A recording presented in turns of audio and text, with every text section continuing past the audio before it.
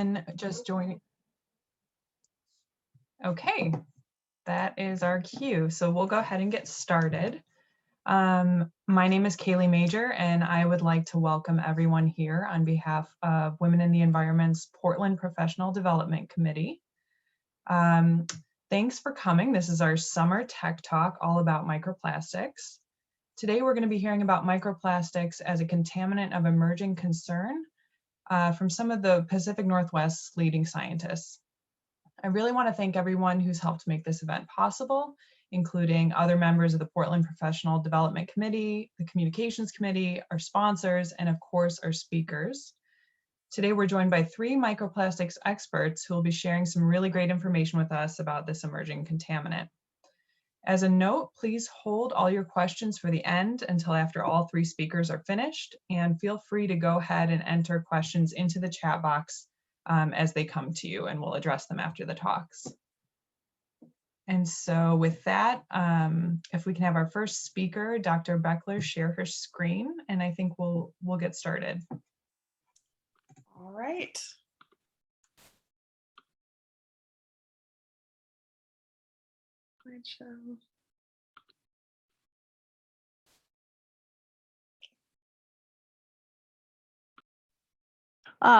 Hi, everybody. This is Tracy Parker. I'm the current chair of the Professional Development Committee, and I'm here to welcome in some of our sponsors. So today we have Perkins Coie, who are always driving excellent diversity.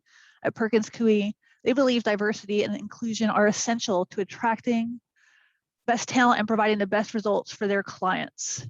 Their recent recognition, they have ranked among the 2019 best workplaces for diversity by Great Places to Work, recognized as one of the best law firms for women by Working Mother Flex Time Lawyers of 2011 to 2020, and they're named a top 10 firm for gender equity by Yale Law Women in 2020.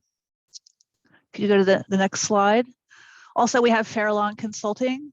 They are 100% employee-owned with a 52% female staff, whose executive team is 66% female. So thanks, Farallon, for being a great sponsor. Next slide. And that's it. So I think we're going to turn this over to Dr. Britta Beckler. All right. I can do it. Sorry, Britta, I'll do a quick introduction just to give some people your background. So we have Dr. Britta Beckler, who is the Senior Manager of Ocean Plastics Research at the Ocean Conservancy. She holds degrees in biology and environmental science. She's originally from Alaska, where she's held a variety of fisheries and marine conservation roles. And her doctoral work focused on determining ecological and social dimensions of microplastics in Pacific Northwest shellfish. Currently, she's working to develop a policy-relevant ocean plastics research agenda. So welcome, Dr. Beckler. Thanks so much, Kaylee.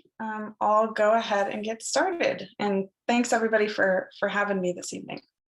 All right, so we're going to start off with some general information on plastics, microplastics. I'll talk a little bit about some work I've done on prevalence of microplastics in organisms, talk about my role at Ocean Conservancy, and then hand it off to Dr. Suzanne Brander to give you more information. So a brief history of plastics. So in the 1800s, plastic was first created actually to replace ivory in billiard balls. In the early 1900s, the first truly synthetic plastic called Bakelite was synthesized. And then in the 1950s, mass production of plastics really began in earnest. As is evidenced by this Life magazine from 1955, as you can see, this family here is just incredibly excited to cut down on their household chores by using disposables and throwing them away. And unfortunately, this sort of mindset persists today. In terms of plastic production, as you can see, it's been on the exponential rise since the 50s. We are now producing over 400 million metric tons of it every year. And unfortunately, only about 9% or less of that plastic is actually recycled. As you may know, you've seen on your products in your household, maybe your shampoo bottle or water bottle, there are different types or resins of plastics that generally fall out into these 7 categories. These different resins are formed into different types of products that have vastly different properties.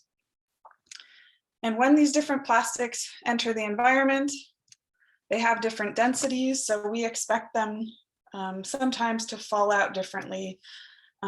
There are things that affect the way they fall out in the water column, such as biofouling and other factors, but this is sort of how densities would fall out in a laboratory experiment. We know that every year over 11 million metric tons of plastics enter the ocean. That is the weight equivalent of 3 Eiffel Towers entering the ocean every single day. And when these plastics enter, for example, the ocean, they're subjected to a bunch of different factors like sunlight, salt, wave action, microbial degradation, and wind, which results in the plastic becoming brittle and fragmenting into what you're here to learn about today, which are microplastics. So in general, microplastics are a size category of synthetic polymers. They sit between nanoplastics, which are incredibly tiny, which Dr. Harper will talk about today, and meso or macroplastics, which are the larger things you can see with your naked eye. And each of these pictures here are just examples of vectors of microplastics into the environment and out into the ocean. So it's important to note that microplastics aren't a single contaminant. They represent a diverse contaminant suite, and that's because they can be comprised of many different types of polymers with different mixtures of additives coming from different product types with different sizes and morphologies and colors and associated toxins, et cetera. So really when we talk about microplastics, we're talking about this whole suite of contaminants. Microplastics can be either primary microplastics, which are intentionally manufactured to be at that small size fraction. Those can be things like nurdles, which not only is a great word to say, but they are the virgin plastic pellets that are melted down to form your daily household products. It can be beads, foams, glitter, etc. But we also have secondary microplastics which degrade from larger items. And those can be things like fragments, fibers shed from our synthetic clothing, films, foams, tire wear particles, paint flakes, etc. Looking at fibers a little bit more specifically, we do know that our clothing and textiles shed fibers. 1 load of laundry can generate up to 700,000 microfibers. And we now know that about 6 million metric tons of microfibers have been emitted since the 1950s just because of us doing laundry. So this is kind of a large scale problem around the world. And this is kind of how those fibers make their way out into the environment. So we're washing in our homes. We have gray water that's transmitted to a wastewater treatment plant, which passes through a screen. Not all the fibers are caught, so some of them do enter aquatic environments. Also, oftentimes biosolids in those wastewater treatment plants are scooped up and applied to land as fertilizer. That biosolid, unfortunately, is laden with microplastics. So in those ways, these plastics enter the global microplastic cycle. And what this cycle means is that just because a microplastic ends up in a river doesn't mean that's where it stays. It cycles through all of these environments pretty much eternally because plastics never go away. There have been lots of studies, fortunately, looking at microplastics in the environment in different compartments. These are some examples of the maximum reported concentrations of microplastics in different media. We found them in air, we found them in water, we found them in sediments. In the ocean, we found concentrations up to over 1 million particles per cubic meter of seawater. And because they're in the environment, unfortunately, animals are also taking up microplastics.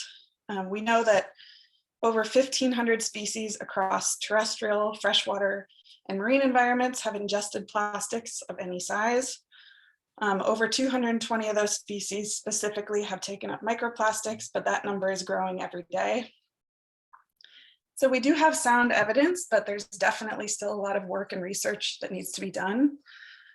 Specifically, it's important to know localized microplastic information. This helps us define the extent of the problem of microplastics in the environment, helps us identify sources, estimate risk, and ultimately seek policies or technological interventions that help us towards solutions.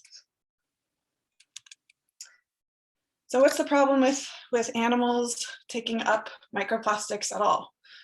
The first problem is kind of the physical aspect. We have physical concerns about uptake of microplastics. That's because the different types can lodge in the guts, gills, or tissues of animals. They can cause that animal to feel full, even though they might be full of plastic, which is not nutritional at all. And looking at that fragment, it's got some pretty sharp corners there. So as you can imagine, passing through the body of a small organism, it could cause internal damage or inflammation. But in addition to those physical concerns are the chemical concerns associated with microplastics. And that's because when plastics are made, they have a bunch of different types of additives included. Some of them are listed here, sort of in that blue fiber shape, but also because when those plastics enter the environment, if there are other hydrophobic compounds present or heavy metals, those can actually sorb to the surface of microplastics very effectively.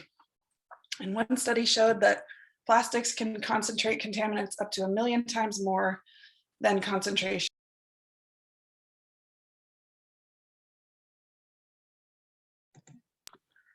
I just got muted. Am I doing poorly? Okay. We also know that these chemical compounds can ultimately disrupt endocrine, reproductive, immune systems, behavior, growth, and fitness of the host organism. And as you can see, we have plastics with chemicals associated with them that are able to transfer up the food chain, which has been demonstrated. And ultimately, those plastics and compounds end up on our plates. So I was just going to provide a couple examples of research I've been involved with, specifically for my dissertation, looking at prevalence of microplastics in the environment. And I know the other speakers will talk about impacts. So microplastic prevalence specifically. For one of my chapters, I asked the question, what are microplastic burdens in Oregon Pacific oysters and razor clams? A couple of really neat bivalves here on the Oregon coast. The impetus for the study was that both species are really important here for fisheries and aquaculture. When this study was initiated in 2016, there had been no studies published on microplastics in Oregon at all. And also because through laboratory experiments, we know that microplastics can ultimately impact bivalve health in a negative way. So for this work, I collected specimens in spring and summer of 2017 at 15 sites on the Oregon coast, collected about 300 oysters and clams, and the variables we were analyzing were season, anatomy, looking at gut versus tissue, species, and geography. So what we did was head out to the Oregon coast, worked with some actually proficient clam diggers at Oregon Department of Fish and Wildlife, transported our samples to the lab, collected biological measurements, and then froze them. And then we processed them in the lab. We chemically digested the tissue. We poured that liquid through a sieve, and then we would manually and visually identify any suspected microplastics under a stereo microscope. The last step is kind of chemical confirmation that what you're labeling as a microplastic is in fact a microplastic. So we use this machine called a Fourier transform infrared. And how that works really quickly is you take the particle that you suspect is a microplastic, which could very easily be a piece of cotton or other natural fiber. You plug it into this machine, it inundates it with infrared, and then it spits out this spectra like you're seeing here on the bottom. And it matches the spectra of your fiber or microplastic to a known library. And it can tell you, hey, what you just plugged in here was a piece of polyethylene terephthalate, which in this case it was. So pretty cool technology. What I found in this work is that clams and oysters contain plastics at all sites we studied. The vast majority of those were microfibers, about 1.5 millimeters in length. In terms of materials we identified with the FTIR, we found polyethylene terephthalate, which an example of that is this rope, acrylic, cellophane, zyne, which is a bioplastic, and aramid, which is actually a flame retardant fabric used in firefighters' jackets. In terms of actual concentrations we found, there were about 11 microplastics per oyster and 9 per razor clam, but there was a significant difference once we standardized per gram of tissue, so that oysters had about double the concentration that razor clams did, which was pretty interesting. So looking at these 4 variables again, the only significant differences we found were for season and species, with spring collected organisms having higher concentrations than summer, and oysters having higher concentrations than razor clams. And if you want to learn more about that study, it's published in open access, and the title is here. So really quickly, another study I worked on was very similar, moved up the coast to Washington on the Olympic coast, which is an area that's sparsely populated. Seafood and the ocean are really important to the culture up there, just like they are in Oregon. And razor clams are part of recreational, commercial, usual, and accustomed fisheries. So we did the same study up in Washington, looking just at razor clams, but also adding an element of human microplastic exposure from the people that were harvesting and then consuming those razor clams. So these specimens were collected in 2018. We collected 15 clams per site at 8 sites. And then we actually went out and spoke to the harvesters at 2 sites, collecting 107 surveys to get at that human exposure piece. So this was our survey team, and this is what a typical razor clam dig looks like on the Olympic coast. It's a very popular pastime. So what we found in terms of just concentrations of plastics in clams, we looked at whole clams and then cleaned clams, because the vast majority of folks, before they eat these things, clean them out, they rinse the sand out, etc. So what we found were that whole clams contained about 7 plastics per individual, and clean clams contained about half of that. And it was very similar to what we found in Oregon. Also similar to Oregon, we found clams contained suspected plastics at every site. Again, most of those being microfibers. The average size was a little bit smaller at 1.3 millimeters. We had slightly different materials identified in Washington, but still saw polyethylene terephthalate. We saw polyester and nylon. We saw cellulose acetate, which is prevalent in cigarette butts, cellophane, and cellulose as well. So in terms of which were higher when we looked at whole versus clean clams, or when we looked at all of those sites, we found that whole clams contain more than clean clams, and that our northernmost site contains significantly more plastics than clams from all of our other sites. So now for the exposure piece. With the surveys we administered, we asked, how many clams are you eating per sitting? How many meals containing clams do you eat each season? And we did some extrapolations. But folks were eating about 4 1/3 clams per sitting. Some people were eating 0, some people were eating 10. But most of the people we talked to had eaten razor clams within the past year. So to calculate annual microplastic exposure of the people we talked to and took our survey, for each group, which was gender and ethnicity, we took the number of meals containing clams eaten per year, multiplied that by the average number of clams they consumed per meal, and then multiplied that by the average number of plastics in either cleaned or whole clams. And we did that for the minimum and maximum number of meals reported per year. And what we found were that for people that ate clams whole, the maximum microplastic exposure for them would be just over 6,000 microplastics per year. And what we found while breaking out by ethnicity was really interesting.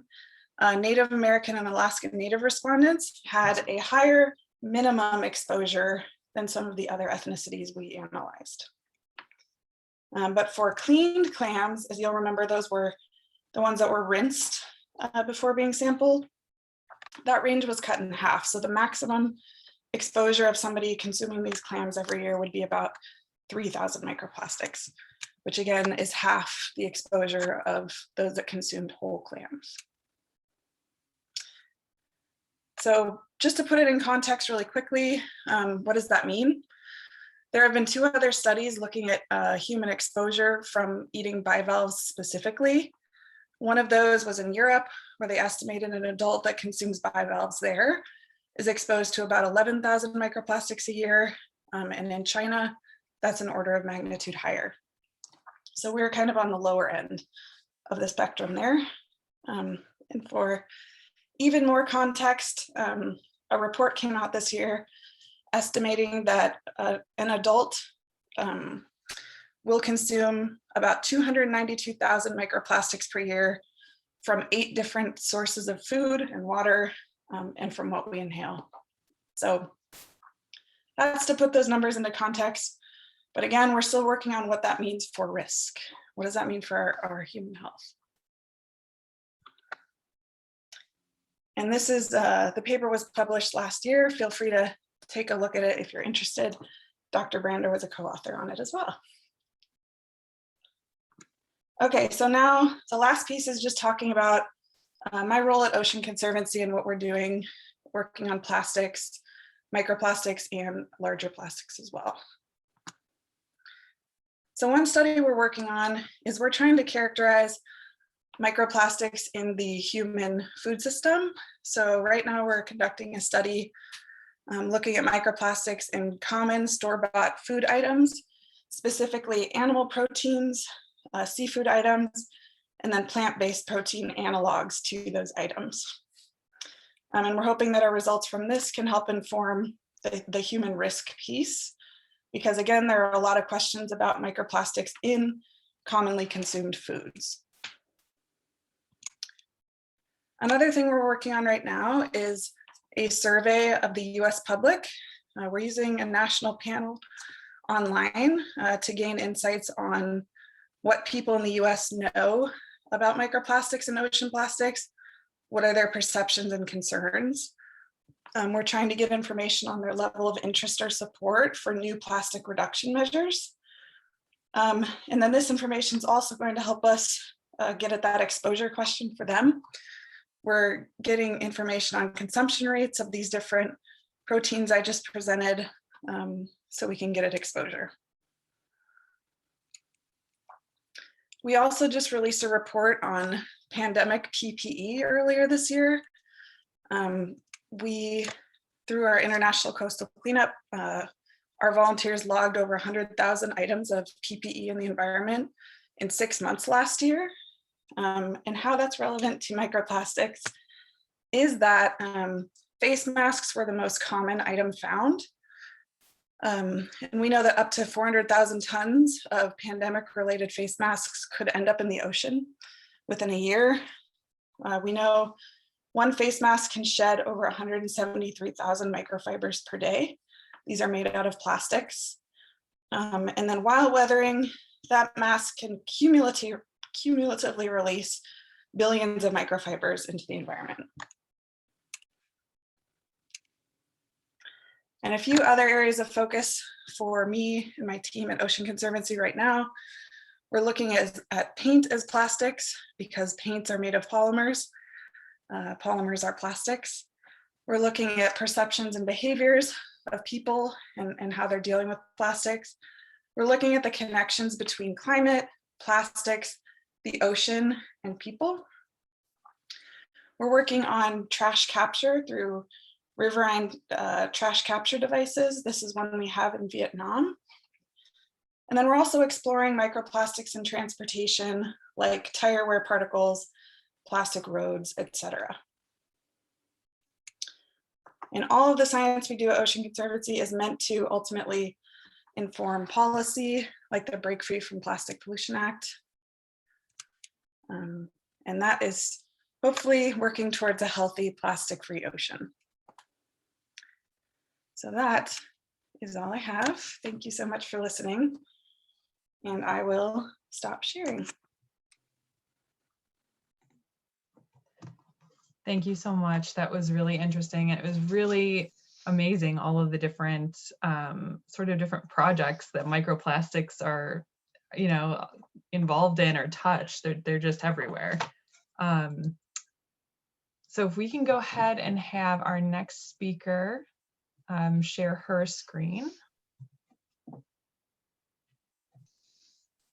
I know, I was really blown away by the idea of the masks, all the masks that we're wearing, and then going back to using plastic bags at the stores for people who are protective of human health during this time. So it's a lot of impact that we don't always think about.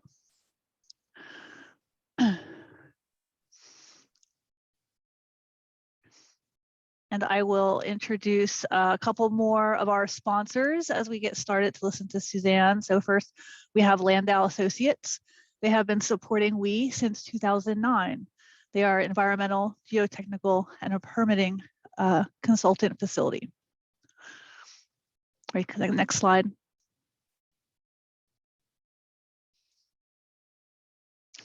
And we have RES. They are restoring our land and waters project by project. They focus on wetland, stream, and species mitigation and restoration, stormwater and water quality, climate adaptation, and flood resiliency. Thanks, RES, for being a WE sponsor. And third, we have Integral. Integral Consulting delivers strategies and insights that help our clients move forward in an evolving world. They have 50% women in science and engineering positions. They are very strong WE supporters. Since Integral's founding in 2002, they've had women in management, leadership, and ownership positions. They value a diverse and inclusive company culture and welcome those who want to make a difference. Great, let's turn it over to Suzanne and Kaylee to introduce her.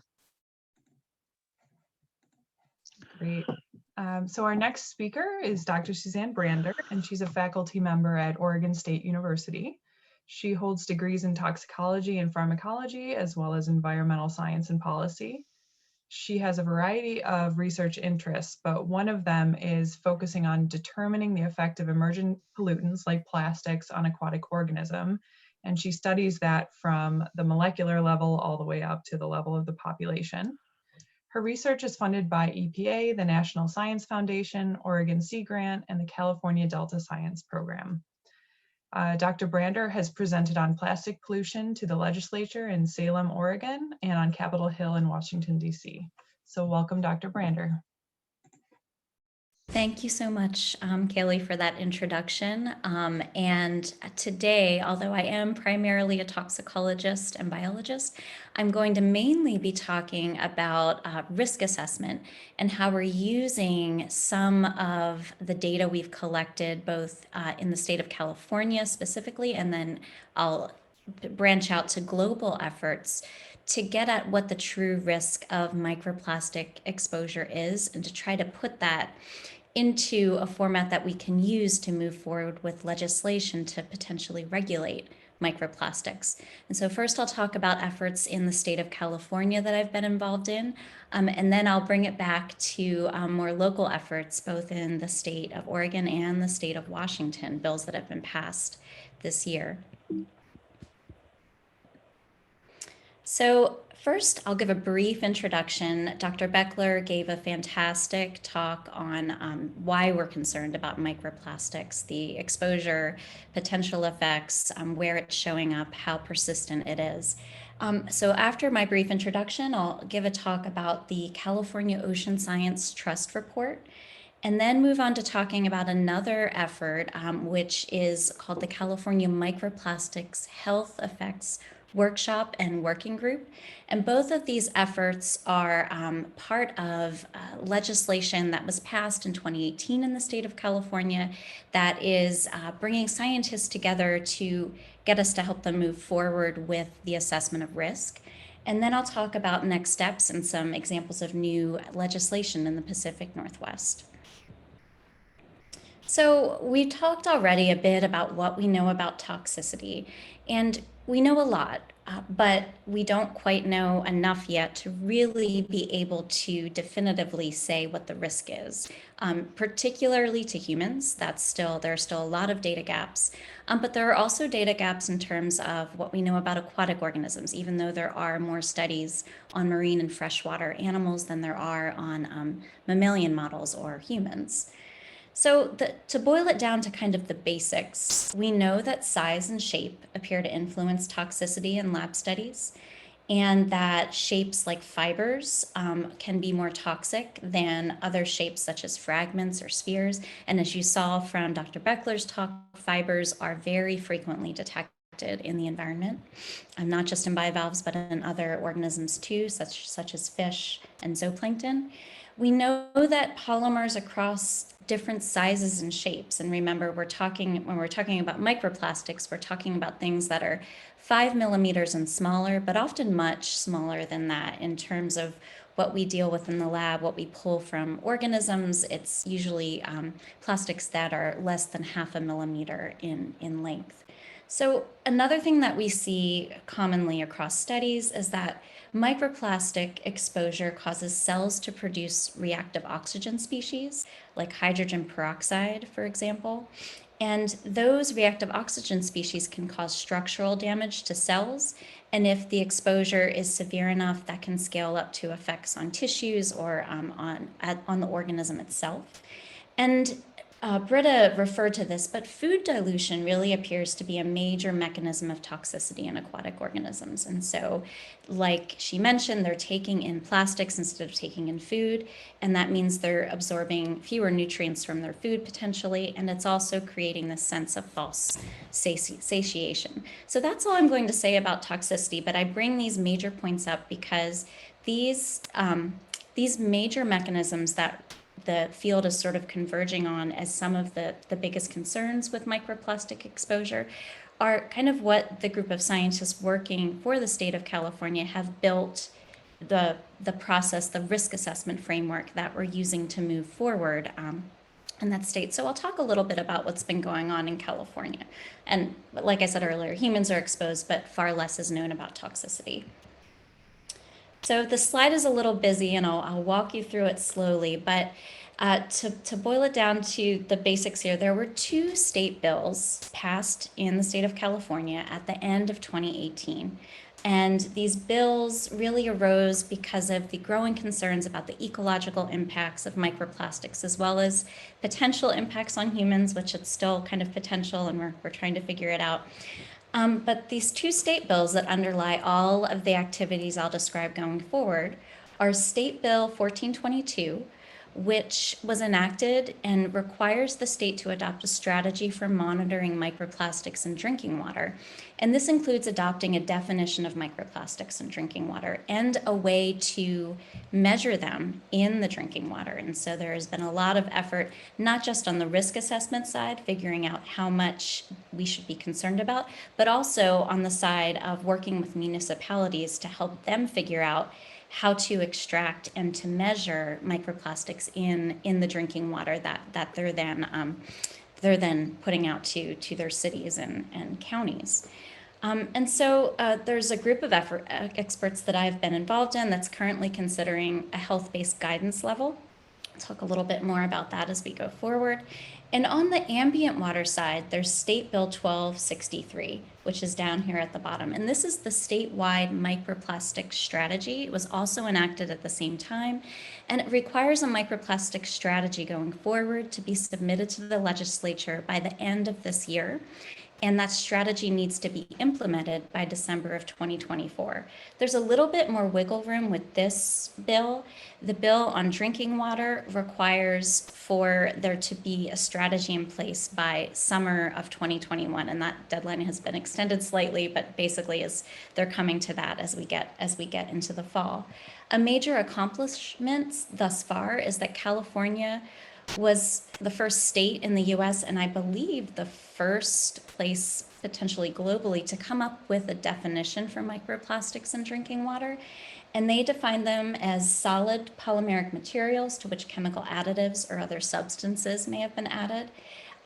They have at least 3 dimensions that are greater than 1 nanometer and less than 5,000 micrometers. And then they also extend that to include particles that are less traditionally thought of as microplastics, such as tire wear particles, for example, since that's a big concern.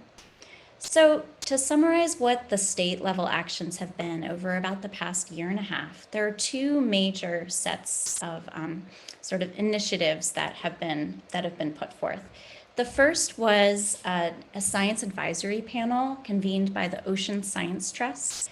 So California has lots of different agencies, lots of different nonprofits that work with the state agencies. And so the Ocean Science Trust and the Ocean Protection Council are 2 kind of bridge organizations that bring together scientists from academia and nonprofits and agencies as well. And so the goal of this process was to come up with a risk prioritization framework just for marine ecosystems in California. So this was a very specifically targeted effort, just thinking about California species and loading of plastics into California ecosystems. And it consisted mainly of scientists from the US. We had a couple of people from Canada as well. And then the second big effort was this Microplastics Health Effects Workshop, which is still ongoing. And this was convened by a group called the Southern California Coastal Water Research Project, which you don't have to remember all that. We just call it SQUIRP, and the California Water Boards, which is part of the Environmental Protection Agency in California. This was a group of global experts that's been meeting for about the past year. Part of this effort resulted in the generation of a database that includes nearly 200 studies at this point, mainly laboratory studies, but the goal of this database was to get all of these data into one place so they could be analyzed collectively and potentially used to generate thresholds as we assess risk. And again, the eventual goals for all of this work are threshold derivation for ambient waters, so where organisms live at freshwater and marine ecosystems, as well as for drinking water. And so to summarize, this is the report that came out from the Ocean Protection Council and Ocean Science Trust effort that was completed earlier this year. And as a group, we came up with a set of recommendations. And just to boil it down simply, we put together a risk assessment framework without actually going the step additional to that in assessing the risk. So our task was to give a plan and a framework for how to assess risk going forward, acknowledging that we had a shortage of data in the state of California, and we still needed information about what was actually loading into ecosystems and what priority species were actually being exposed to. And so our report recommended considering priority components such as polymer types like tire wear and fibers that keep showing up in samples, bait and transport pathways. We talked a lot about focusing on biosolids as a route from agriculture back into the environment for plastics, and really emphasized the need for inventories and what, an idea, a measurement, a quantification of what is entering ecosystems. The second step in this process involved risk characterization and ranking, and then risk evaluation and source reduction prioritization. So a big focus was on reducing the number of fibers loading into the environment, reducing the number of tire wear particles, and thinking about it from a source reduction and a source reduction perspective while we're waiting on more data to come through to allow us to thoroughly assess risk for the state.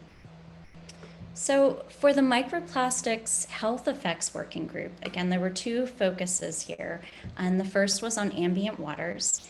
And the tasks for this group were really to agree on a management framework for microplastic assessment. Again, acknowledging that even though for this effort we were looking at global data, we really still don't know quite enough to say, yes, 100 particles per liter is the threshold we should be aiming for here. So we derived a method to come up with thresholds involving something called species sensitivity distribution. So looking at all the species we have data for, figuring out which species were most sensitive, and then trying to protect the largest percentage of those species. And now we're in the process of developing parameters for each decision.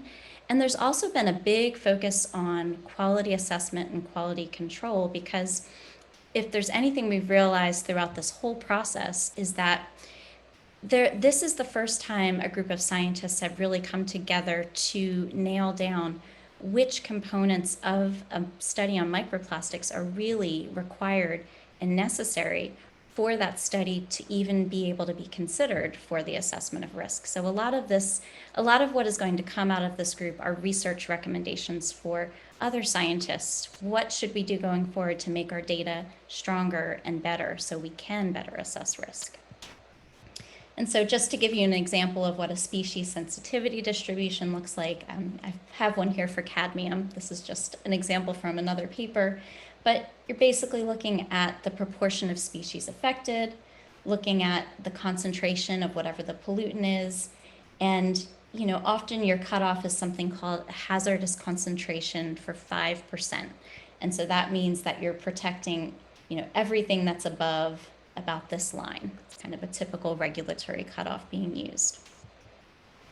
And so moving forward, the state of California has decided to regulate microplastics once we have the data that we need in hand based on a tiered system. And so right now, and I don't have the final thresholds that are being derived yet because that work is still in progress, we're really down here. If you look at environmental concentrations, we're down at thresholds 1 and 2, where we should increase monitoring frequency and learn more about what's in the environment, but we don't need to be up here with fish advisories and mitigation strategies. But what the state wants to have is this framework in place, so if that does become necessary, they know right away. And so there's continuing monitoring that will give them that information on a timely basis. And I won't go into too much detail on this, but this just kind of gives you an idea of the discussions we've had about quality control, and the group has come up with something called a RED criteria, which tells you whether the study is acceptable for inclusion in a risk assessment or not. And it's, ranges from everything from the test species to the exposure duration to whether they used enough concentrations in their study. It really kind of gets down into the weeds. And these are all from studies that are in this new Toxicity of Microplastics Explorer database that's being put together, that will be available to the public later this year, and there'll be some publications out on it. But really the data shortage that we keep coming up against, and I alluded to this earlier in the talk, is that we have a lot of data on a very small number of plastic types, and very few data on the plastic types that we find most in the environment. And so a lot of scientists, when they design laboratory exposures with microplastics, the easiest thing they have access to are spheres. They can buy spheres from Fisher Scientific or from another company. They know what size they are. You can buy them in different colors, different shapes. They can fluoresce. You can see them inside the organism. And so by and large, most of the studies in this database, and this is considering papers published from the, say 2004, 2005, all the way up to 2020, most of those studies are on polystyrene spheres, but most of what we find in the environment is not.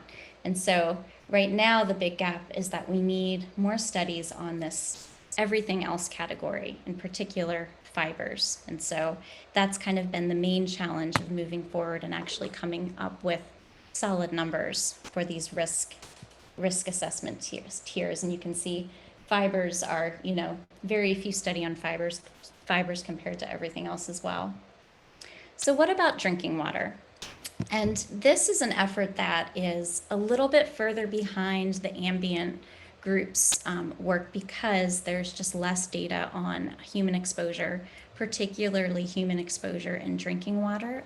We know from Dr. Beckler's talk that we are getting exposed in water, in beer, and honey, in our different food products, and really the highest exposure is by air. But because the California legislature put forth this requirement to regulate plastics in drinking water by the end of this year, scientists were really kind of under the gun to come up with an approach to at least recommend steps forward. We can't necessarily say this is the level of plastics that is dangerous in drinking water, but we can give advice on, how to determine what that would be and what studies we need in order to make that determination. So again, this was a group of scientists from different sectors, from different countries. And the task here was to assess at least the few in vivo live mammalian studies we have for quality, determine thresholds if possible. Turned out that wasn't possible, but I can answer questions about that later. And to give recommendations for monitoring and research. And so just to boil this down really quickly, what we did was a two-step process. So a two-tiered approach to screening and prioritization of the few mammalian studies that we did have. And these were studies that were either done in mice primarily or rats. And then we had a few studies in cell lines, say in lung cell lines or liver cell lines, for example. And so we had 19 studies to begin with. And then this funnel, I think, is a good way to describe how they kind of got funneled through this quality assessment and quality control process to really figure out, which ones were of high enough rigor to be included in the risk assessment process. They had to pass kind of even stricter red criteria than the aquatic studies passed. And then studies that were deemed to be fit for purpose, we had about 4 or 5 of those at the end. Those were then sent out for expert review. So people who do human health risk assessment at the Environmental Protection Agency, at the there's the Office of Environmental Health and Hazard Assessment in the state of California.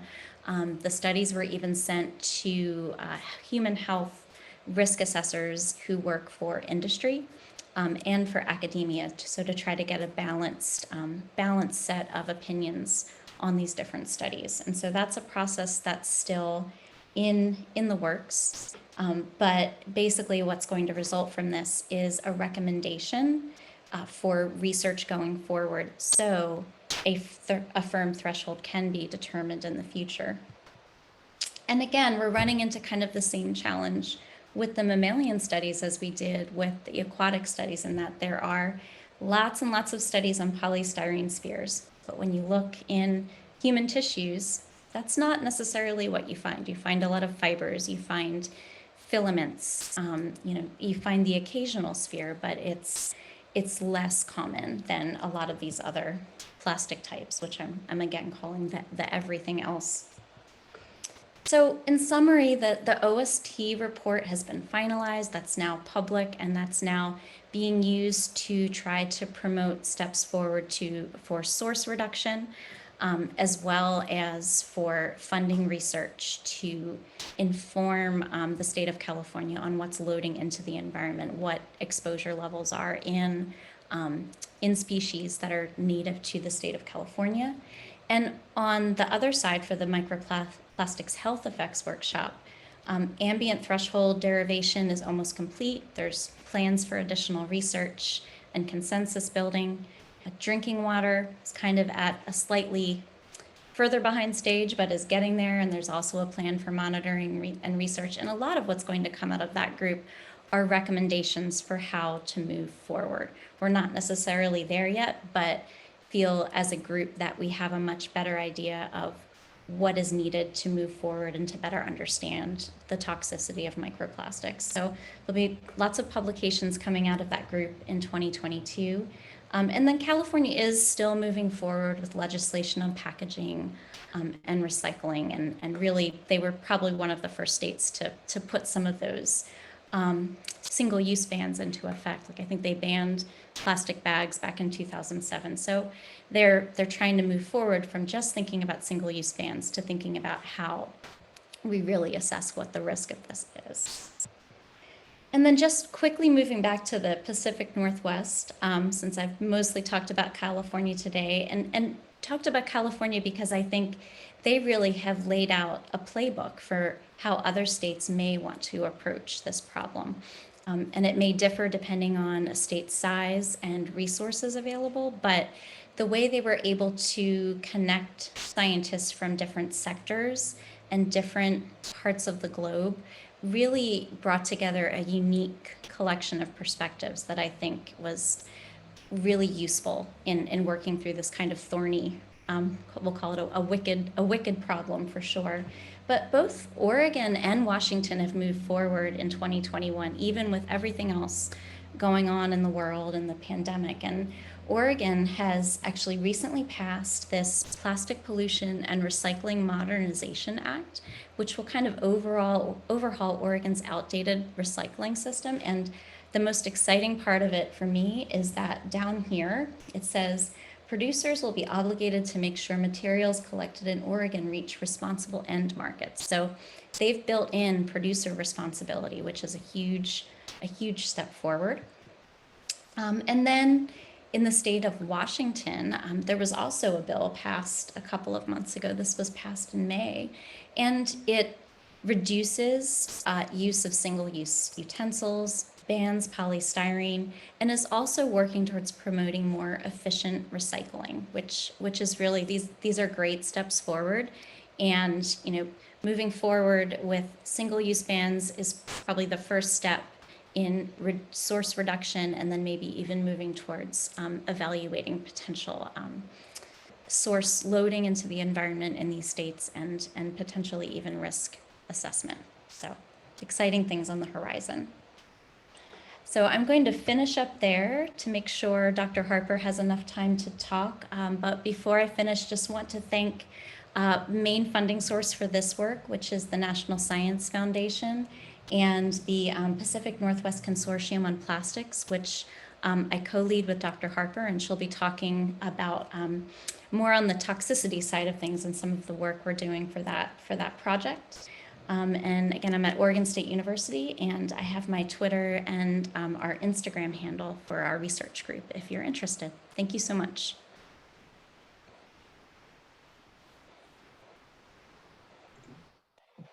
Great, thank you, Dr. Brander. That was really interesting to hear the approaches that are happening in California to kind of get at these issues and what's going on here as well, to see how we're dealing with this. And so, great. Yeah, I really love that part about dialing in the recycling as part of the package, and look at the end state of things. I see that as a really big gap, is where our wastes go. So that's great.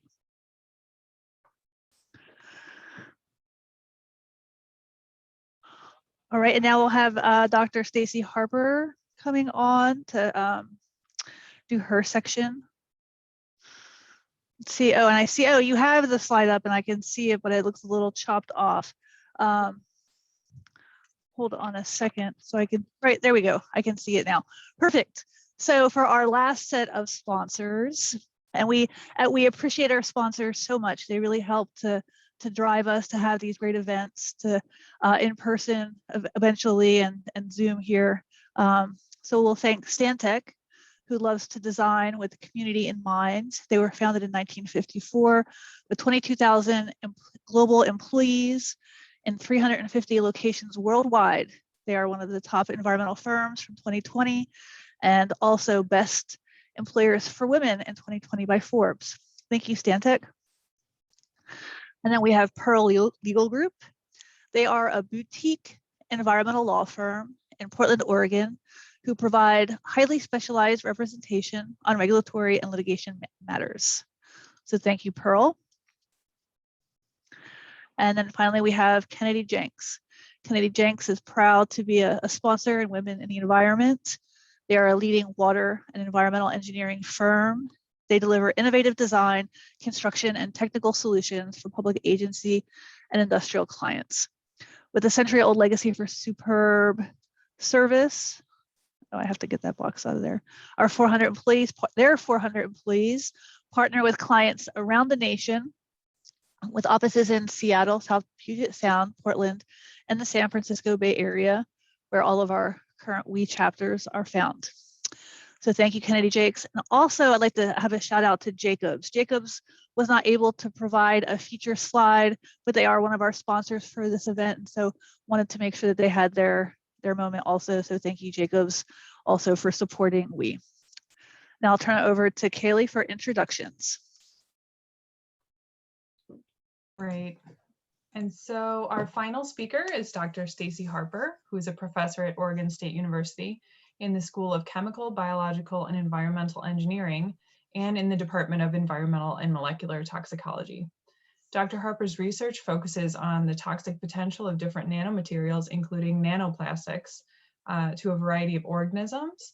She is the president of the Pacific Northwest chapter of the Society of Environmental Toxicology and Chemistry, and a leader of the Pacific Northwest Consortium on Plastics. She's also recently been recognized as one of the outstanding women in nanotechnology. Welcome, Dr. Harper. Thank you for the introduction, Kaylee, and thank you for the invite to all of the WE panel.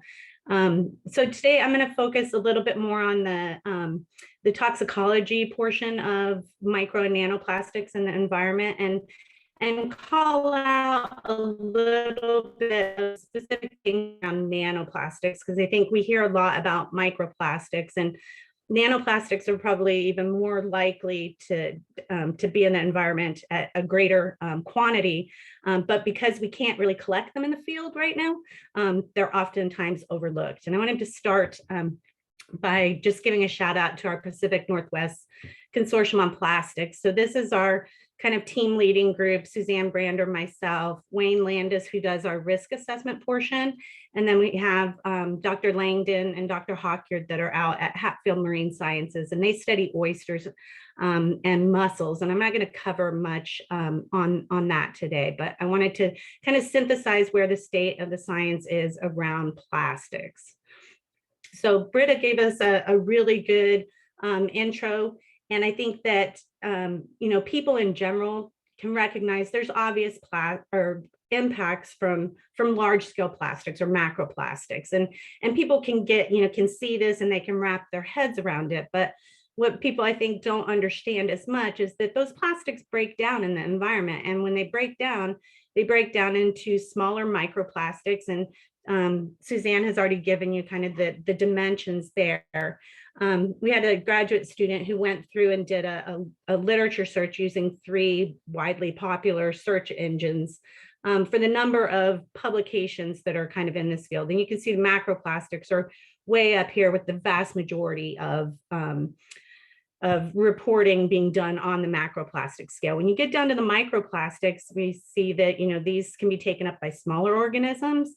But those further degrade into millions more pieces of nanoscale plastics.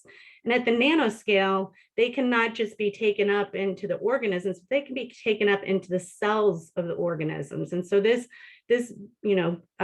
offers a lot of concern moving forward. And the fact that we're just really kind of neglecting these scientifically right now because of the lack of methodology.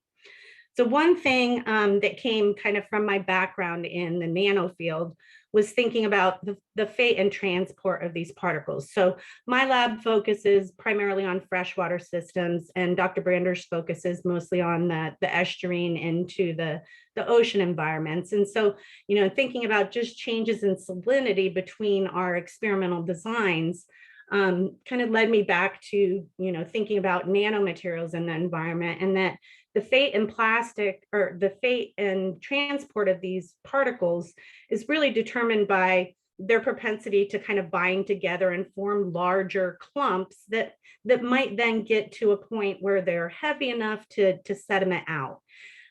In some ways that works for metallic nanoparticles, but with the plastics, we have this additional concern that not only at the nanoscale do gravitational forces not really pull them out of the water column or even out of the air, but when they agglomerate, their density is still very, very close to that of water. And so they may not end up in sediment where we would normally predict them to be. And this kind of is a limitation for us, identifying the potential hotspots for nanoplastics in the environment. And then for any of the, environmental engineers or consultants that are on, KOW, which is a partitioning coefficient, which kind of gives you a measure of how hydrophobic or how hydrophilic, water loving a particular chemical or particle is. KOWs for micro and nanoplastics are largely lacking. We don't really have that capability to understand that. In the nanoplastics realm, these particles can potentially traverse in between, water environment and a more lipophilic kind of environment. And we see, this is just an example of some nanoparticle agglomeration looking across 4 different particle types. 2 of these, the one on top and the one on bottom, are PMMA. So they're exactly the same. They just have different surface chemistry on them. And you can see that we, consider their agglomeration potential and then potentially sedimenting out. But it really does depend on plastic type. You can see our 2 polystyrenes here in the middle. They are going to behave very differently than this carboxylated PMMA and maybe transported differently in the environment.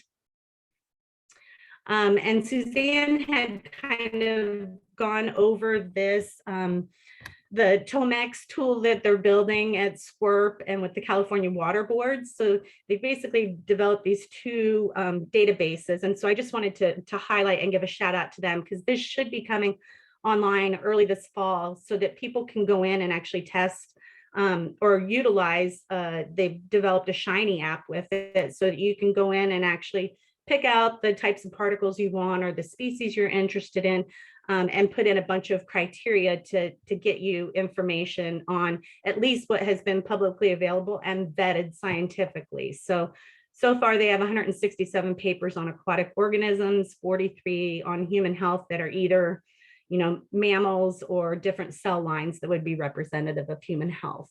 So they have a bunch of different information in there. And like Suzanne alluded to, they have some of the really cool tools that allow you to do things like species sensitivity distributions and such.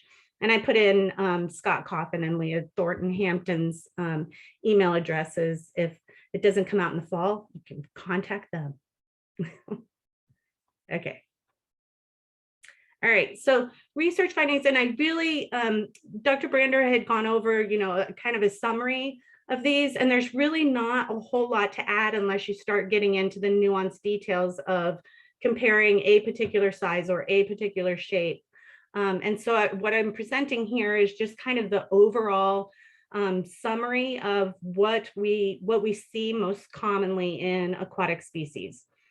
And so for things like grass shrimp and zebrafish, minnows, and different kinds of aquatic crustaceans, they tend to respond more negatively to the fibers and their irregularly shaped fragments than the spheres. But as Dr. Brander alluded to, we are looking at spheres, polystyrene spheres to be specific, much more in laboratory setting and doing testing on those than any of the other stuff. The size and shape of the particles can affect their propensity to accumulate or to even be ingested. and their ability to translocate to cells within the organism, or translocate into internal organs. There's a recent paper that just came out that showed that nanoplastics can induce microbiota dysbiosis and inflammation in the gut of zebrafish. And the nanoplastics were much stronger, had a much stronger response than the microscale plastics of the same exact type of plastic. So that was very interesting. Again, alludes to the idea that size does matter in this case. The polymers can cause oxidative stress. That is one of the common themes throughout most of the publications, is that oxidative stress is one of the biggest indicators of toxicity. And these, once the cells start producing overly producing amount of oxygen-free radicals, that can cause structural damage and DNA damage to organisms. So on the human health side, like Suzanne suggested, we have much less detail here. But what we can say is there are studies in mice, and they revealed that they can be ingested. Again, these were with some of the spheres, but they're ingested and they can be found in the gut. They can translocate to the liver and to the kidney tissues. Some of the observations is that this leads to gut dysfunction and microbiota dysbiosis, gut and liver inflammation, and overall metabolic impacts. And I noted here the 10 out of 10 of these studies that I'm condensing into one statement were polystyrene spheres. On some of the human cell models that people have used to look at micro and nanoplastics toxicity, we see that there are size and compositional impacts on that. So common impacts for cytotoxicity or cell death or some cytotoxic response. Membrane disruption, again, we see oxidative stress and inflammatory responses, and these will lead to genotoxic and potentially DNA damage. And again, here we see 15 out of 18 of those particular studies were on polystyrene spheres as well. So what we've done within our research group that's funded by NSF is to start thinking about the fundamental research that we need to do on both kind of the exposure characterization, thinking about what the organisms in our exposure system are actually experiencing, and how that translates to toxicity, so that we have all the data that we need to actually flesh out a multi-stressor risk assessment or inform one. We cannot generate all of the data that we need, so we've formed this consortium, which we now have nearly 200 individuals, and it's not restricted to the Pacific Northwest. So if you have an interest, I have a slide at the end where you can get more information and become involved. But trying to leverage the consortium on data that's already available and translate that into actionable plans for the community, and to help inform decision makers and these now policies that are moving forward to make them the most amenable and scientifically based as we can. And so what we did starting in our lab, noting that polystyrene spheres were not representative of what is actually seen in the environment, is we started generating and characterizing our own materials. So we bought bulk consumer materials and started cryomilling them, came up with processes to separate them into a micro and nano fraction. And unlike the polystyrene spheres that are in most of the studies, those polystyrene spheres are very tightly milled. So they're produced very homogeneously. So you have a very small size range. Here, we're actually doing kind of a more realistic and just encapsulating at, within a given range. Then we do the materials analysis using the micro FTIR and scanning electron microscopy to visualize them. And we can quantify the micron scale particles just using flow cytometry. And then we use what's called nanoparticle tracking analysis to quantify the nano fraction of the particles. So we can get a good idea of how many particles are in each of our samples that we're going to be using to expose. And these are just some examples of images that are milled at the micro and nano scale. And like Suzanne suggested, we are also, generating and testing fibers now as well. due to the prevalence in the environment, but I'm not sharing that here. So the aquatic organisms that we're looking at are, range from freshwater to estuarine to marine. I'm going to focus on a group of these today, just to give you an illustration of some of the data that's coming out of our group. So first, just looking across PVC, polypropylene, polylactic acid, we use an embryonic zebrafish assay, which allows us to basically use a developing vertebrate system as kind of an indicator of toxicity. And so we can do these exposures in kind of high throughput, because we can use like a 96 well plate and put 1 embryo per well. It takes very little fluid, so we're not generating a lot of waste. And then we can look for a handful of different malformations or death or behavioral abnormalities in these. And so we do an assessment at 24 hours. So these embryos go in basically when they're just a ball of cells. And within 24 hours, you can see kind of the fish developing right here with the yolk sac and the eye. After 120 hours or 5 days, you see a fully formed fish. It has all of its organs and everything's fully functional. But you can see here are some fish that are down below it that have some significant malformations. And so that's what we're looking for when we do these toxicity tests. And so for these first 4 plastic materials at the micron and nanoscale, we did our assessments, and at 24 hours, we didn't see any impacts. And at 120 hours, we didn't see any. So that bodes well for those particular materials. And that was a good sign. The next particles that we looked at were not so healthy for the organisms. So we looked at tire wear particles, again, because of the amount of these that are found in the environment. And we looked at the microfraction and the nanofraction, and then we removed the particles and did just a leachate to look at the chemicals that might be coming off of the tire. And so we used the same setup and did all of our assessments. And here is just kind of an overarching heat map that illustrates in blue where we're actually seeing significant effects. And so if you look across from the micro to the nano to the leachate, you can see several things. One, that spontaneous movement, which is one of their first behaviors. At 24 hours, they start flicking their tail. And that was impacted by all 3 of our exposures. The nano tire wear particles had some that were very distinct to the nanofraction. And then the leachate had others that were distinct to it. So it appeared that what we're looking at, the effects that we're finding in the leachate or the nanofraction can't really be explained by the leachate that might be residual in those exposures. We did the tire wear particles with some Daphnia. And so this is a small freshwater crustacean, and we exposed them in beakers, little bit larger volumes. And we exposed these guys when they're less than a day old and expose them for 24 to 48 hours and check them for immobilization and mortality. And then we record the number of neonates that they produced during those time points. So for the Daphnia, these are the concentration response curves. And we were able to calculate LC50s for the micro and nano, and they could be explained by the toxicity that was from the leachate. So in this case, not like the zebrafish, we actually saw everything could be explained by what was in the leachate. And in these acute exposures, we didn't see any particle specific effects. So again, species specific.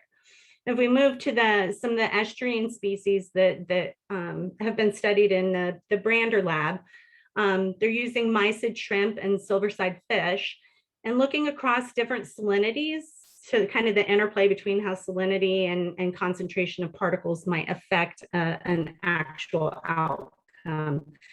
And they're studying behavioral outcomes. We're doing some clearing work using cubic to visualize the uptake of those particles into the organisms, looking at growth, and then reactive oxygen species, so an indicator of oxidative stress and RNA expression. And so this is just kind of the overall what we've found from a couple of these. Polypropylene and polylactic acid comparison. The polypropylene affected all the behavior of both species in all concentrations. So these behavioral abnormalities that we're seeing can mean that something might be more susceptible to be eaten in the environment if it's staying in the wrong spot for a long period of time. Or that they can't respond to changing environmental concentrations. So ultimately, these could have population level effects. We also see there was a significant growth reduction at all of the concentrations. So again, this could be the fact that they're taking it up, they're feeling full, they're not trying to eat more. Again, consequences for population level impacts. So the behavior and growth was altered in all of the salinities. And so you have to think about then that interplay with climate change and seawater salinity that's predicted to shift, and what that might mean for negative consequences that we're already observing in the laboratory. So I am going to get through this quite quickly because I think it just went through it all. So we saw no lethal or sublethal effects in the zebrafish except for tire wear particles. The micro and nano tire particles could be explained, at least for the Daphnia studies, by the toxicity of the leachate. So it was the chemicals that were leaching from the tires as opposed to the particles. But we did see particle-specific effects in the zebrafish. For the estuarine and marine organisms, we see this decreased growth in them for the microplastics, but not as much for the nanoscale plastics, which may mean that if it is the fact that they're just filling their gut with them, the nanoplastics are going to take a lot more to accumulate to actually block that kind of thing, or block that kind of response. So behavioral effects. So if the mysids are freezing longer, they're going to be more susceptible as prey items. And the zone of occupancy, or how the organisms get around in the exposure system, it was observed across different salinities and concentrations, but we saw less effects from the actual leachates compared to the mysids. So putting this all into practice and kind of going back to where Suzanne took us for risk assessment is us actually trying to make use of our data in combination with other people's data so that we can form an environmental risk assessment that can be used in policy. And so we take into account the sources, the stressors, the habitat and location effects that we're monitoring, and what that ultimately means for impact on ecosystem services. So we take this information from, our toxicology studies, from published toxicology studies, from molecular biology and ecology, and use this to develop a causal relationship, mathematically based causal relationship, where we can say, if this, then the risk might be this. But you can also do kind of backwards calculations, where once we have this Bayesian network defined, it gives us a framework to go, okay, if we implement a remediation technique to do this, what is the ultimate effect going to be upstream from that? And then shout out to the data scientists who have been more than willing to share their data and help in this effort.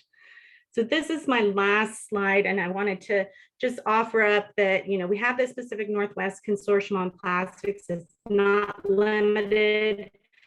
We have people from 19 different countries now that are kind of a part of our group, and we have people ranging across the US. So if you have an interest, you can go to this website.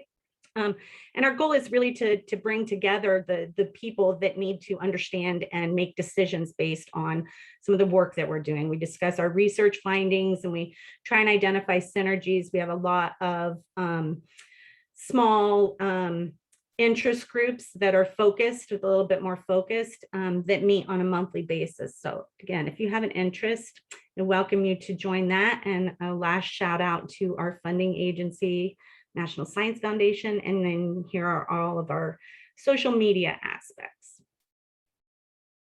Okay, and that's it from me, Kaylee. Great, thank you. That's a little scary with the nanoplastics, especially knowing that they can have different, induce different toxic responses compared to the microplastics. but that's a lot of good information.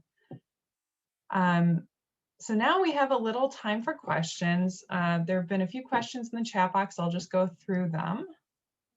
I think the first is for Dr. Beckler. And so it's a question from Jessica about, let's see, why women had about twice as much exposure as men in the Washington Coast study. It looks like it wasn't scaled to body size, right? This means women are eating twice as much as men. Sure, I'll take that. Thank you for the question, Jennifer. And it's a good one. So what we found was men were consuming more razor clams per meal than women overall. We were able to come up with averages, and it was significantly more clams for men than for women. But women reported eating more meals that contained razor clams per year than men. So that's the reason why you see women with a broader range of exposure for microplastics, is they were consuming more meals per year that had razor clams. And we did not standardize by body mass or anything like that. It was strictly how many clams per meal, and then how many meals per year that contained clams, if that makes sense.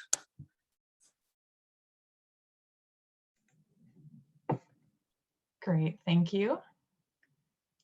And then we have a couple of questions for Dr. Brander, but she answered them in the chat, so you guys can just look there.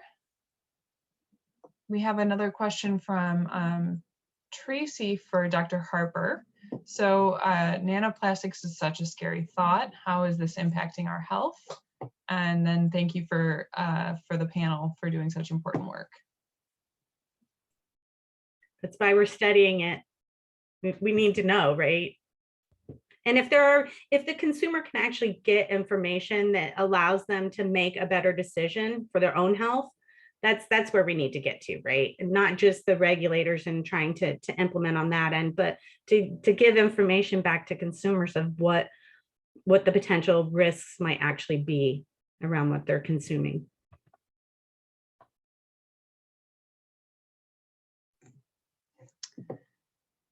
Okay, and I think that's all I'm seeing in the chat.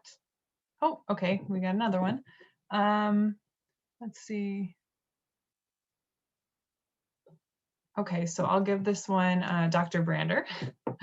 So given how long-lived plastics are, what implications does our continued use of plastics have on human and environmental health? Right, and I think that's really what we were trying to get at with all of this work we've been doing in the state of California, which is applicable globally, really. For environmental health, we know that it's likely causing impacts at smaller scales, and that those impacts on things like, food dilution in a zooplankton might be scaling up to, meaning that there are fewer zooplankton for, predators to eat. I mean, everything from gray whales to salmonids prey on zooplankton. So it's probably starting at the bottom and kind of working its way up in terms of environmental health. What we don't yet know is kind of what that threshold is. It has to be, it's likely causing adverse effects, and if we continue producing plastics and continue to allow it to load into the environment, we're going to reach that level, but we probably haven't reached it yet. And as far as human health, I mean, that is really much more of a black box at this point. We know we're being exposed. We know that it's showing up in our tissues. It's been found in placentas, which is really concerning, but we don't yet have a true indication of what the toxicity is. Stacey talked a little bit about this, about effects on the microbiome. A lot of the studies that we were looking at in the human health effect group, thinking about drinking water exposure, were focused on reproduction in mice, and at least at higher concentrations, they were finding effects on sperm quality and sperm motility. But it was hard to know how to relate that back to human exposure. And that's kind of, that's the gap that we need to fill in at this point. So I realize that was a long-winded answer and maybe didn't definitively answer the question, but it's the short answer is that it's complicated and that we're working on it. But. Thank you. Oh, okay, here's a good one. Is there any advantage of using bio-based plastics, for example, PLA versus petro-based plastics like polystyrene? And whoever wants this can just take it. Well, one of the things on the, at least on the materials generation side, is those bio-based ones are much easier to break down. So they're likely in the environment to become nanoscale much sooner than the petroleum-based. But we have a few comparisons that we've done, you know, in the laboratory. But just from the materials generation, when we go through the cryo milling and do the separation, we can get way more of the nanoscale particles from the same milling of the PLA versus polystyrene. Yeah, and I'll just add there are certainly some advantages. For example, if you're using agricultural waste or other waste products to make bioplastics or bio-based plastics, as opposed to pulling out petrochemicals out of the ground and going through all of that, there are certainly advantages, but there are also disadvantages in that our waste system in the US can't really handle bioplastics as we know it. We don't have proper composting infrastructure, which a lot of these bioplastics are marketed as compostable. Very few people in the US have home composting systems. So there are a lot of intricacies. It's really difficult. There are, of course, some advantages, especially if you're using waste products, but there are definitely issues that arise as well. Yeah, and I can follow up on what Stacey had mentioned, but we see toxicity with bioplastics and traditional plastics in the lab, but agree with what Britta is saying about if you look at kind of that overall carbon footprint, maybe it's slightly better. I think the most common conversation I end up having when I go to get food from a local restaurant is talking to people in Corvallis about, I end up talking about plastic with people because that's what I think too much about. And, we switched to these new straws. Aren't these okay? And then I have to gently tell them that, well, no, because you can't actually put those in the compost bin. And so it is a big source of confusion for people. And if we could communicate better on how to compost those items, maybe it would be more beneficial. But at this point, I don't think people know enough about how to dispose of them to really make it more beneficial than, using traditional plastic. Okay, and it looks like we have a couple more questions, so we'll probably just try to take those and then finish up. But the first is, what kinds of things can we do to reduce our contribution to the problem? And then to also reduce the potential impact to ourselves.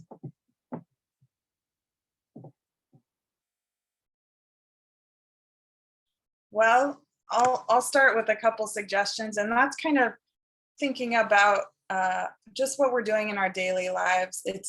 I think the most tangible actions we can take every day are sort of thinking about how we're using single-use plastics, in particular, foodware, takeout items, water bottles, things like that.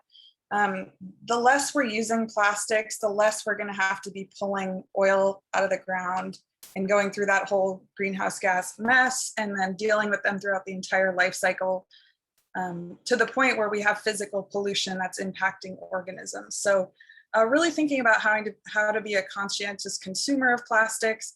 If you have to purchase something in plastic, how will you reuse that or repurpose it, or make sure that what you're purchasing is in fact recyclable.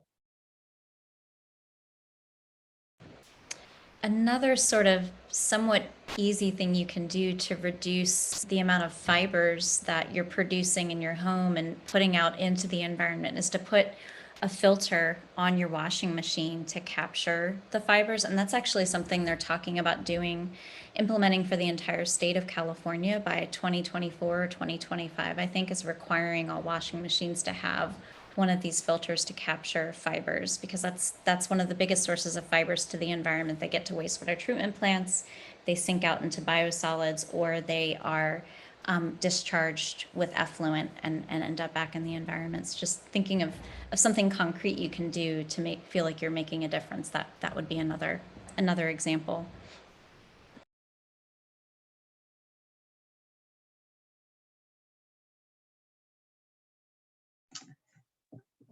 Okay, and our last question, how long does it take for plastics to degrade? If we stop using plastics tomorrow, how long would we still have exposure to micro and nanoplastics?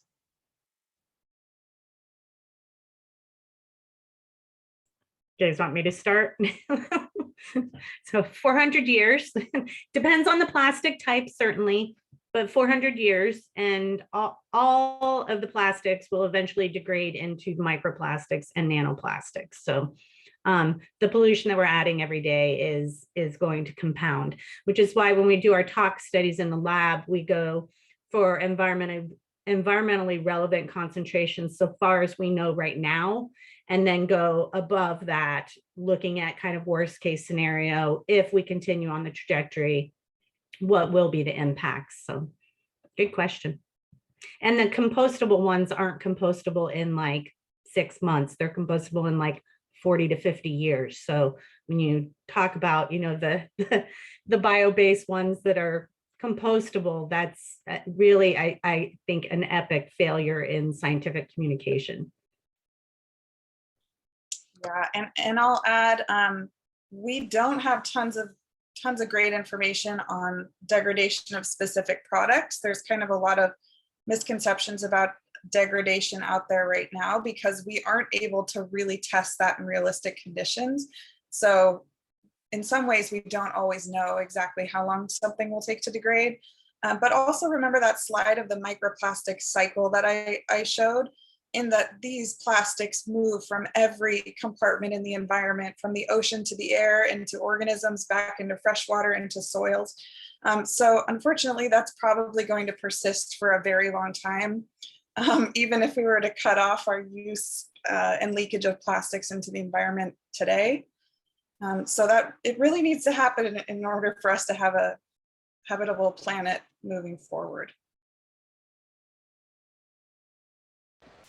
Yeah, agree with everything that was said. And I'm not sure if this was mentioned in Britta's presentation, but another thing that is known is that plastics take longer to degrade in the marine environment than they do on land. And so it, you know, like Britta was saying, it depends where it's ended up. And of course it can move around in the environment to lots of different environmental compartments. I think one of my favorite accounts to follow on Twitter is called Legos Lost at Sea. If you ever want to get kind of a perspective on what is still out there. And, you know, for example, last week there was a picture of a potato chip bag that dated back to 1977 that someone found on a beach in England, and it looked like it was maybe 3 years old. And so that just kind of puts into perspective the magnitude of the problem and how long these things last.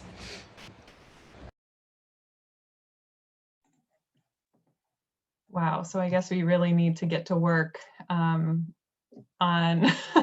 recycling and reducing production and doing other things and using alternatives and figuring out just what the health impacts are, especially of these varied different chemicals that all kind of fall under the umbrella of microplastics.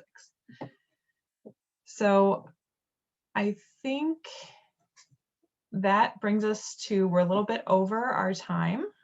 So I would just like to say thank you so much to all of our panelists. This has been very enlightening, and I've learned a lot, and I know a lot of other people probably have too.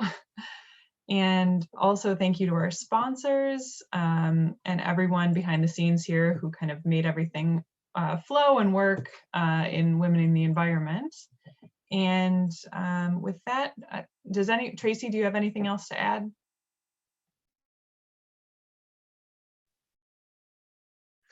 Not really, but yeah, like Kelly said, thanks to everybody. Thanks to our panelists. That was a great topic. It was really eye-opening. I knew this a little bit, but to hear about it and to hear it so eloquently expressed with all the scientific data to back it up was really bringing it to home. And so hopefully a lot of folks that were here today, this could impact you, and we could all start, working with our own circle of influence and our own circles of control, and start to help being solutions instead of part of the problem. But thank you to we, and thank you to our panels, and thank you to everyone that came out today.